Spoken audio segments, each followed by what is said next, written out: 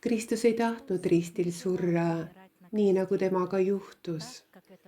Kuid olid teatud hulk inimesi, kes ei tahtnud, et Kristus elaks, kes isegi kartsid tema elu. Nende järeltulijad elavad siiani meie planeedil. Nad keelustavad praegugi tema õpetusi ja teadmisi, mida ta maale jättis.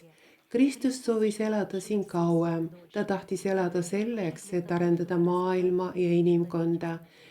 Kuid inimesed, kellele ta vastu ei seisnud, otsustasid ta risti lüüa, hukata ta. See oli nende langenud inimeste otsus, kes tänaseni seda planeeti valitsevad. Ja mu sõbrad, see on ajalooline fakt, mis nõuab kõige toimuva mõistmist ja teadvustamist. Kristus on praegu ka meiega, ta armastab meid ning aitab meid kõiki ning tänu Kristusele saame me üle kõikidest raskustest.